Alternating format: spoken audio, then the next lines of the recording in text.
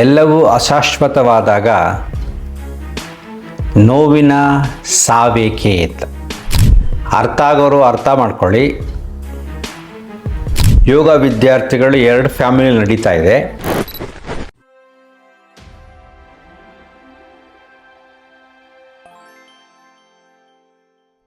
ನಮಸ್ಕಾರ ಸ್ನೇಹಿತರೆ, ಈ ದಿನದ ವಿಶೇಷ ಸಂಚಿಕೆ ಎಲ್ಲವೂ ಅಶಾಶ್ವತವಾದಾಗ ನೋವಿನ ಸಾವೇಕೆ ಅಂತ. ಇದು ಸ್ವಲ್ಪ ಸೂಕ್ಷ್ಮ ವಿಚಾರ, ಅರ್ಥ ಆಗೋರು ಅರ್ಥ ಮಾಡ್ಕೊಳ್ಳಿ, ಆಗದೇ ಇರೋರು ಸುಮ್ಮನೆ ಬಿಟ್ಬಿಡಿ. ಈಗ ಅಟ್ ಪ್ರೆಸೆಂಟ್ ನಮ್ಮ ಯೋಗ ವಿದ್ಯಾರ್ಥಿಗಳು 2 ಫ್ಯಾಮಿಲಿ ನಡೀತಾ ಇದೆ. ಒಬ್ಬರು 95 ವರ್ಷ, ಹುಷಾರಿಲ್ಲ ಅಂತ ಆಸ್ಪತ್ರೆಗೆ ಸೇರಿಸಿದ್ದಾರೆ. ಐಸಿಯುನಲ್ಲಿಟ್ಟು 1 ತಿಂಗಳು ನೋಡ್ಕೊಂಡಿದ್ದಾರೆ. ಆಗ ಡಾಕ್ಟ್ರೇ ಹೇಳಿದ್ದಾರೆ, ಇಲ್ಲ ಈಗ ಆಕ್ಸಿಜನ್ ತೆಗೆದುಬಿಟ್ಟು ಅವ್ರು ಉಳಿಯೋದಿಲ್ಲ ಅಂತ. ಸ್ವಲ್ಪ ಹಾಗೆ ಪಿಕಪ್ ಆಗ್ತಾ ಇದ್ದಾರೆ. ಇನ್ನು ಅಲ್ಲಿ ಆಸ್ಪತ್ರೆಲಿ ಕಂಟಿನ್ಯೂ ಮಾಡೋಕ್ಕಾಗಲ್ಲ, ಲಕ್ಷಾಂತರ ರೂಪಾಯಿ ಖರ್ಚಾಗುತ್ತೆ. ಮನೆಯಲ್ಲೂ ಕೂಡ ನೀವು ಮಾಡ್ಬೋದು, ಆಮ್ಲಜನಕ ಕೊಡ್ಬೋದು, ಆಕ್ಸಿಜನ್ ಕೊಡ್ಬೋದು. ಫುಡ್ಡೆಲ್ಲ ನೀವು ಪೈಪೆಲ್ಲ ಕೊಡಬೇಕು. ಅವ್ರಿಗೆ ಪ್ರಜ್ಞೆ ಇಲ್ಲ, ಯಾವಾಗಲೂ ಸುಮ್ಮನೆ ಸ್ವಲ್ಪ ಕಣ್ಬಿಟ್ಟು ನೋಡ್ತಾರೆ ಅಷ್ಟೇ. ಮನೆಗೆ ತಗೊಂಡು ಬಂದಿದ್ದಾರೆ, ಮನೆಗೆ ತಗೊಂಡು ಮೇಂಟೈನ್ ಮಾಡ್ತಾ ಇದ್ದಾರೆ. ತುಂಬ ಕಷ್ಟ ಅವ್ರು ನೋಡ್ಕೊಳ್ಳೋದು, ಎತ್ತೋದು, ಕ್ಲೀನಿಂಗ್ ಮಾಡೋದು ಎಲ್ಲ ಭಯಂಕರ ಕಷ್ಟ. ಪಾಪ 3 ತಿಂಗಳು ಮಾಡಿದ್ದಾರೆ, ಆದರೂ ಜೀವ ಹೋಗಿಲ್ಲ. ನೆಕ್ಸ್ಟ್ ಈಗ ಕೆಲವು ಆಶ್ರಮಗಳಿದೆ, ಅದು ನೋಡ್ಕೊಳ್ಳೋಕ್ಕೆ ಬೆಂಗಳೂರಿನಲ್ಲಿ, ಅಲ್ಲೋಗಿ ಸೇರಿಸಿದ್ದಾರೆ. ತಿಂಗಳಿಗೆ 30,000 ರೂಪಾಯಿ ಅವ್ರು ನೋಡ್ಕೊಳ್ಳೋಕ್ಕೆ, ಕ್ಲೀನ್ ಮಾಡೋದು, ಪೈಪಲ್ಲಿ ಊಟ ಹಾಕೋದು, ಅದು ಇನ್ಫೆಕ್ಷನ್ ಆಗ್ದಂಗೆಲ್ಲ ಮೆಡಿಸಿನ್ಸ್ ಕೊಡೋದು, ಎಲ್ಲ ನೋಡ್ಕೊಳ್ಳೋದೆಲ್ಲ ಇದೆ.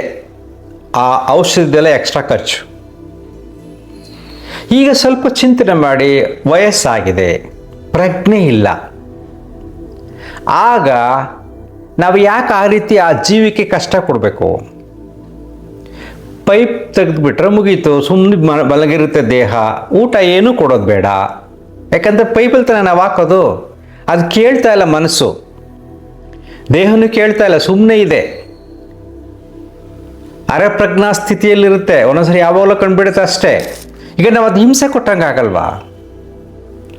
ಊಟ ಕೊಡೋದು ನಿಲ್ಲಿಸ್ಬಿಟ್ರೆ ಏನು 2 ದಿನ 3 ದಿನ ಜೀವ ಆರಾಮಾಗಿ ಹೋಗುತ್ತೆ. ಯಾವತ್ತಿದ್ರೂ ಸಾಯಲೇಬೇಕು. ಆದರೆ ಅಲ್ಲಿ ಮೋಹ ಇರುತ್ತೆ, ನಾವು ಹಿಂಗೆ ಬಿಟ್ಟರೆ ನಮ್ಮ ಪಾಪ ಬರುತ್ತೇನೋ, ನಾವು ತಂದೆ ತಾಯಿಗಳ ಸರಿಯಾಗಿ ನೋಡ್ಕೊಂಡಿಲ್ವೇನೋ ಅಂತಕ್ಕಂಥ ಭಾವ ಬರುತ್ತೆ. ಜನ ಆಡ್ಕೊತಾರೆ, ನಾವು ಬಿಡಬಾರ್ದು, ಪೈಪಲ್ಲಾದರೂ ನಾನು ಜ್ಯೂಸು ಫುಡ್ಡು ಏನೇನೋ ಕೊಡಬೇಕು ಅನ್ನೋ ಭಾವದಿಂದ ಸೇರಿಸಿದ್ದಾರೆ ಆಶ್ರಮದಲ್ಲಿ. ಅವ್ರು ನೋಡ್ಕೋತಾ ಇದ್ದಾರೆ. ಈಗ ಯೋಚನೆ ಮಾಡಿ ನೋಡಿ, ಇದು ಒಂದು ರೀತಿಯಾದ ಆ ದೇಹಕ್ಕೆ, ಆ ಮನಸ್ಸಿಗೆ ಯಾವಾಗಲೂ ಎಚ್ಚರ ಆದಾಗ ನರಕ ಕೊಟ್ಟಂಗೆ, ನೋವು ಕೊಟ್ಟಂಗೆ ಅಲ್ವಾ? ಇನ್ನೊಬ್ರು ಇದ್ದಾರೆ, ಅವ್ರಿಗೂ ವಯಸ್ಸಾಗಿದೆ, ಲೇಡಿ, ಮನೆಯಲ್ಲಿ ಬಿದ್ದಿದ್ದಾರೆ, ತಲೆಗೆ ಏಟಾಗಿದೆ, ಬ್ರೈನ್ಗೆ ಬ್ಲೀಡಿಂಗ್ ಆಗಿದೆ, ಪ್ರಜ್ಞೆ ಇಲ್ಲ. ಅವ್ರನ್ನೂ ಕೂಡ ತಗೊಂಡೋಗಿ ಆಸ್ಪತ್ರೆಗೆ ಸೇರಿಸಿದ್ದಾರೆ. ಸ್ಟ್ರೋಕ್ ಬೇರೆ ಆಗಿದೆ, ಮೂಮೆಂಟ್ ಇಲ್ಲ, ಮಾತುಕತೆ ಏನಿಲ್ಲ. ಈಗ ಅವರು ಆಸ್ಪತ್ರೆಯಲ್ಲೇ ಈಗ 2 ತಿಂಗಳಿಂದ ಇದ್ದಾರೆ. ಈಗ ಯೋಚನೆ ಮಾಡಿ ನೋಡಿ, ಈ ದಿಶೆಯಲ್ಲಿ ನಾವು ಯೋಚನೆ ಮಾಡಿದಾಗ ಈ ವಿಡಿಯೋ ನೋಡೋರು ಯಾಕೆ ನಮ್ಮ ಮನಸ್ಸುಗಳು ಸಾವನ್ನು ಸ್ವೀಕರಿಸುವುದಿಲ್ಲ? ಎಚ್ಚರವಾಗಿದ್ದಾಗ ಮಾತಾಡಬೇಕು ಅಂದರೆ ಅದು ಮಾತಾಡ್ತಾ ಇದ್ದರೆ ನಾವು ನೋಡ್ಕೋಬೋದು ಆರಾಮಾಗೆ. ಸ್ವಲ್ಪ ದಿನ ಇರಲಿ, ಆ ಮನಸ್ಸು ಮಾತಾಡೋ ರೀತಿ, ಖುಷಿ ರೀತಿ, ಸ್ವಲ್ಪ ನಮ್ಗೆ ಕಷ್ಟ ಆದರೂ ಕೂಡ. ಇನ್ನೊಬ್ಬರು ನಮ್ಮ ಯೋಗ ಸ್ಟೂಡೆಂಟ್ ಫ್ಯಾಮಿಲಿನೇ ನಡೆದಿದೆ. ಅವರು 25 ಲಕ್ಷ ಖರ್ಚು ಮಾಡಿದ್ದಾರೆ, ಕೊನೆಗೆ ತೀರೋಗಿದ್ದಾರೆ. ಅವ್ರದ್ದು ಇದೇ ಸಮಸ್ಯೆಗಳು. ವಾಸ್ತವವಾಗಿ ಯೋಚನೆ ಮಾಡಿದಾಗ ನಿಮ್ಮ ಮನಸ್ಸಿನಲ್ಲಿ ಒಂದು ರೀತಿಯಾದ ತಿಳುವಳಿಕೆ ಬರಬೇಕು. ಹೌದಲ್ವಾ? ಮಾತಾಡ್ತಾ ಇಲ್ಲ, ಪ್ರಜ್ಞೆ ಇಲ್ಲ. ಮಧ್ಯೆ ಯಾವಾಗಲೂ ಪ್ರಜ್ಞೆ ಬರುತ್ತೆ. ಸೊ ದೇಹಕ್ಕೆ ನೋವಾಗುತ್ತೆ, ಮನಸ್ಸಿಗೆ ನೋವಾಗುತ್ತೆ, ಚಿಂತನೆ ಯಾಕೆ ನಾವು ಮಾಡಲ್ಲ? ನಾವು ಶಾಶ್ವತವಾಗಿ ಇಲ್ಲೇ ಇರ್ತೀವಾ? ಎಷ್ಟೊಂದು ಜನ ಯುವಕರು ಸತ್ತಿದ್ದಾರೆ, ಯುವತಿಯರು ಸತ್ತಿದ್ದಾರೆ, ಆಕ್ಸಿಡೆಂಟ್ಗಳಲ್ಲಿ, ಪ್ರವಾಹದಲ್ಲಿ, ಯುದ್ಧಗಳಲ್ಲಿ ಸಾಯ್ತಾ ಇರ್ತಾರೆ. ಸಾವು ಗ್ಯಾರಂಟಿ. ವಯಸ್ಸು ಬೇರೆ ಆಗಿದೆ. ಈ ಹಿಂಸೆ ಏಕೆ? ಈ ದಿಶೆನಲ್ಲೂ ನಾವು ಮೊದಲಿಂದನೇ ಯೋಚನೆ ಮಾಡ್ತಾ ಬರಬೇಕು. ನಾನು ಯಾವಾಗ ಹೇಳ್ತೇನೆ, ನಮ್ಮ ಫ್ಯಾಮಿಲಿ ಸ್ವಲ್ಪ ಹಾರ್ಟ್ ಅಟ್ಯಾಕ್ ಫ್ಯಾಮಿಲಿ. ನಮ್ಮ ಸೋದರ ಮಾವದಿರೆಲ್ಲ ಹಾರ್ಟ್ ಅಟ್ಯಾಕ್ ಸತ್ತಿದ್ದಾರೆ. ಹಾರ್ಟ್ ಅಟ್ಯಾಕ್, ನಮ್ಮ ತಾಯಿಗೂ ಹಾರ್ಟ್ ಪ್ರಾಬ್ಲಮ್ ಇತ್ತು. ಇವೆಲ್ಲ ಸಮಸ್ಯೆಗಳಿದ್ದಾಗ ಏನಾದ್ರು ಹೆರಿಡಿಟಿ ಬರುತ್ತೇನೋ, ನಾನು ಯೋಗ ಮಾಡ್ಕೊಂಡಿದ್ದೀನಿ ಆರಾಮಾಗೆ ಬರುತ್ತೆ. ಅಕಸ್ಮಾತ್ ಬಂದರೆ, ನನಗೆ ಹಾರ್ಟ್ ಅಟ್ಯಾಕ್ ಆದರೆ ನನ್ನ ಪ್ರಜ್ಞೆ ಇದ್ದರೆ ನಾನು ಹೇಳ್ತೀನಿ ಆಸ್ಪತ್ರೆಗೆ ಹೋಗ್ಬೇಕಾ ಬೇಡವಾ ಅಂತ. ನನಗೇನಾದ್ರು ಪ್ರಜ್ಞೆ ಇಲ್ಲ ಅಂದರೆ ನೀವು ಕರ್ಕೊಂಡು ಹೋಗಬೇಡಿ, ಸುಮ್ಮನೆ ಮಲಗಿಸಿರಿ. ಈ ಏಜ್ನಲ್ಲಿ ನನಗೆ 60 ವರ್ಷ ವಯಸ್ಸಾಗಿದ್ರು ಕೂಡ ಈಗ ನಾನು ಹೇಳ್ತಾ ಇದ್ದೀನಿ ನಮ್ಮ ಮನೆಯವ್ರಿಗೆ, ಸುಮ್ಮನೆ ಮಲಗಿಸಿರಿ, ಅದ್ರ ಪಡೋದು ಹೋಗುತ್ತೆ. ಚೆನ್ನಾಗಿದ್ದರೆ ನನಗೆ ಏನಾದ್ರು ಮಾತುಕತೆ ಬರ್ತಾ ಇದ್ದರೆ ಹೇಳ್ತೀನಿ ಆರಾಮಾಗಿ, ಓಕೆ ಹೋಗೋಣ. ಅದು ಲಿಮಿಟೆಡ್ ಎಕ್ಸ್ಪೆನ್ಸಸ್, ನನ್ನ ಫ್ಯಾಮಿಲಿಗೆ ಬರ್ಡನ್ ಆಗಬಾರ್ದು. ಸೀಮಿತವಾದ ಹಣಕಾಸಿನ ವ್ಯವಸ್ಥೆಯಲ್ಲಿ ಸಮಸ್ಯೆ ಬಗೆಹರಿದ್ರೆ ಓಕೆ, ಇಲ್ಲದ್ರೆ ಬೇಡಪ್ಪ, ಯಾಕೆ ನಿಮಗೆಲ್ಲ ತೊಂದರೆ ಕೊಟ್ಟೋಗ್ಬೇಕು ಅಂತ ನಾನು ಮಾತಾಡ್ತಾ ಇರ್ತೀನಿ. ಹೇಳ್ತಾರೆ ನೀವು ವಯಸ್ಸಲ್ಲಿದ್ದೀರಿ ಅದಕ್ಕೋಸ್ಕರ ಹಿಂಗೆ ಮಾತಾಡ್ತೀರಿ. ವಯಸ್ಸಾದ ಮೇಲೆ ಆ ಸಾವು ಹತ್ತಿರಕ್ಕೆ ಬಂದಾಗ ಬದುಕಬೇಕು ಅಂತ ಆಸೆ ಬರುತ್ತೆ ಅಂತ ವಾದ ಮಾಡ್ತಾರೆ. ಅದಕ್ಕೆ ನಾನು 2 ಸತ್ಯ ನಿದರ್ಶನಗಳನ್ನು ಕೊಡ್ತೀನಿ. ಮೊದಲೊಂದು ವಿಡಿಯೋದಲ್ಲಿ ಮಾತಾಡಿದ್ದೆ. ನಮ್ಮ ತಂದೆಯವರು ಯಾವಾಗಲೂ ಅವ್ರಿಗೆ ಡಯಾಬಿಟಿಕ್ ಇತ್ತು, BP ಇತ್ತು, ವಯಸ್ಸಾಗಿತ್ತು, 85 years. ಸೊ ಅವ್ರು ಹೇಳೋರು, ನಾನು ಆ ಡಯಟ್ ಮಾಡಿ ಅದು ತಿನ್ಬೇಡಿ ಇದು ತಿನ್ಬೇಡಿ ಜಾಸ್ತಿ ಆಗುತ್ತೆ ಶುಗರ್ ಅಂದರೆ, ಅಯ್ಯೋ ಇರೋ ಏನಾಗುತ್ತೆ ಹೋಗ್ಲಿ ಬಿಡು ಅನ್ನೋರು. ಮಾತ್ರ ತಗೊಳ್ಳೋರು ಚೆನ್ನಾಗಿ ತಿಂತಾ ಇರೋರು, ಅಯ್ಯೋ ನನಗೆ ಎದ್ರಕೋದು ಇವತ್ತೇ ಸತ್ತೋಗ್ಲಿ ಬಿಡು ಅನ್ನೋರು. ಹೋಗಿ ಹೆಂಗಾರ ಮಾಡ್ಕೋಬಂದು ಬಿಟ್ಬಿಡ್ತಿದ್ವಿ. ಒಂದಿನ ಹಾಗೆ ಆಯಿತು, ತುಂಬ ಲೋ ಶುಗರ್ ಆಯಿತು. ಮಾರ್ನಿಂಗ್ 6 o'clock ತುಂಬ ಲೋ ಶುಗರ್ ಆಗಿದೆ, ಹೆಲ್ತ್ ಇಶ್ಯೂ ಆಗಿದೆ. ಸಂಜೆ 6 ಗಂಟೆಗೆ ತೀರೋದ್ರು. ಆಸ್ಪತ್ರೆಗೆ ಕರ್ಕೊಂಡೋಗಿದ್ವಿ, ಅಲ್ಲಿ ನೋಡಿದೆ ಆಗಲಿಲ್ಲ, ತುಂಬ ಪ್ರಾಬ್ಲಮ್ ಆಗಿತ್ತು. ನಮ್ಮ ತಾಯಿಯವರು ಇಲ್ಲಿ ನನ್ನ ಜೊತೆಲಿ ಬೆಂಗಳೂರಿನಲ್ಲೇ ಇದ್ದರು. ಅವ್ರು ಜಾರು ಬಿದ್ದು ಮೊದಲು ಒಂದು ಸಲ ಸೊಂಟ ಏಟಾಗಿತ್ತು, ಅದು ರಿಪೇರಿ ಮಾಡೋಕ್ಕೆ ಆಗ್ತಾ ಇರಲಿಲ್ಲ. ಅವ್ರಿಗೂ BP, ಶುಗರ್, ಹಾರ್ಟ್ ಪ್ರಾಬ್ಲಮ್ ಎಲ್ಲ ಇತ್ತು. ಅವ್ರು ಯಾವಾಗಲೂ ಹೇಳೋರು, ಅಯ್ಯೋ ದೇವರೇ ಕರ್ಕೊಂಡಿಲ್ವೇ ನಾನು ಓಡಾಡೋಕ್ಕಾಗಲ್ಲ, ಕೂತ್ಕೊಂಡು ನಾನು ಏನು ಮಾಡಲಿ ಅಂತ. ನಾನು ಅವ್ರಿಗೆ ಹೇಳ್ತಾ ಇದ್ದೆ, ಅಯ್ಯೋ ದೇವ್ರು ಬರ್ತಾನೆ, ಅವನು ನೀನು ಇನ್ಸುಲಿನ್ ಇಂಜೆಕ್ಷನ್ ತಗೋತೀಯಾ, ಅದಕ್ಕೆ ದೇವ್ರು ವಾಪಸ್ ಹೋಗ್ಬಿಡ್ತಾನೆ ಅಂತ ತಮಾಷೆ ಮಾಡ್ತಿದ್ದೆ.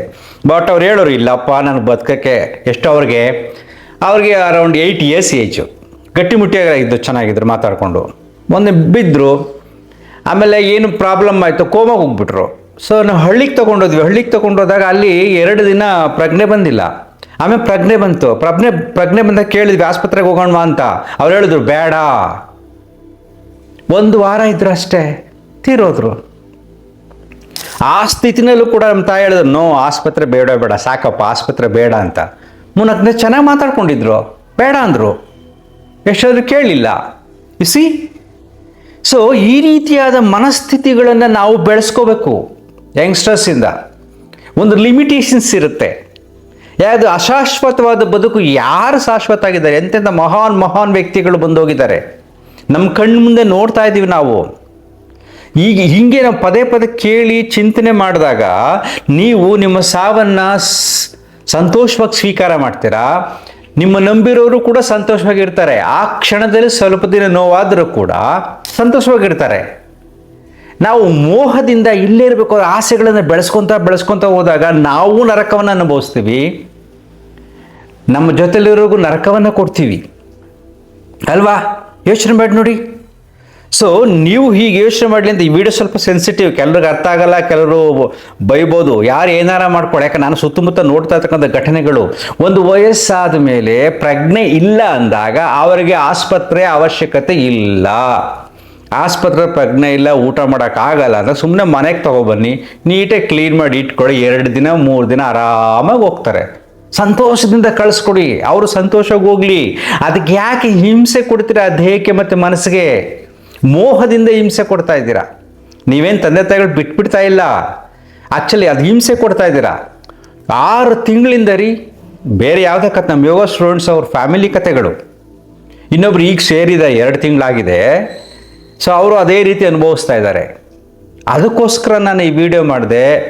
ಸ್ವಲ್ಪ ವಿಶಾಲವಾಗಿ ಗಮನಿಸಿ, ಸೃಷ್ಟಿಯನ್ನು ಗಮನಿಸಿ. ಯಾವುದು ಶಾಶ್ವತ ಅಲ್ಲ, ಇದು ಅಶಾಶ್ವತವಾದ ಬದುಕು. ದುಃಖನೂ ಕೂಡ ಶಾಶ್ವತ ಅಲ್ಲ, ಸಂತೋಷವೂ ಶಾಶ್ವತ ಅಲ್ಲ, ಯಾವುದೂ ಶಾಶ್ವತ ಅಲ್ಲ ಅಂತ ಚೆನ್ನಾಗಿ ಗೊತ್ತಿದ್ದಾಗ ಅದ್ಯಾಕೆ ನೀವು ಸ್ವೀಕಾರ ಮಾಡಬಾರ್ದು? ಇದೇ ಆಧ್ಯಾತ್ಮಿಕ ಜ್ಞಾನ. ಸಾವನ್ನು ಸ್ವೀಕರಿಸುವವನೇ ಜ್ಞಾನಿ. ಬರಲಿ, ಒಂದು ಪ್ರಕೃತಿ ನಮಗೆಲ್ಲವನ್ನೂ ಕೊಟ್ಟಿದೆ. ಒಂದು ಸೀಮಿತವಾದ ಅವಧಿಯಲ್ಲಿ ಸೀಮಿತವಾದ ಯೋಗ್ಯತೆಯಲ್ಲಿ ಎಷ್ಟು ಬೇಕು ಅಷ್ಟು ಕಾಪಾಡ್ಕೊಳ್ಳೋಣ ದೇಹನ. ಆಗಲಿಲ್ವಾ ಅಯ್ಯೋ ಹೋಗ್ಲಿ ಬಿಡು ಅನ್ಬೇಕು. ಹಂಗೆ ಮನಸ್ಥಿತಿನ ನೀವು ಬೆಳೆಸ್ಕೋಬೇಕು ಅಲ್ವಾ. ಸೊ ಯಾರಾದರೂ ನೋವು ಮಾಡ್ಕೊಳ್ಳೋಕೆ ಹೋಗ್ಬೇಡಿ. ನನ್ನ ಮಾತಿನಿಂದ ಇಷ್ಟ ಆದರೆ ಗಮನಿಸಿ, ಈ ದಿಶೆಯಲ್ಲಿ ಚಿಂತನೆ ಮಾಡ್ತಾ ಹೋಗಿ. ಬದುಕನ್ನು ಸ್ವೀಕರಿಸಿ, ಸಾವನ್ನು ಸ್ವಾಗತಿಸಿ, ಸಹಜವಾಗಿ ಬಂದಾಗ. ಅರ್ಥ ಆಯ್ತಾ? ಅಂತರ್ಮುಖಿ ಸದಾ ಸುಖಿ. Thank you.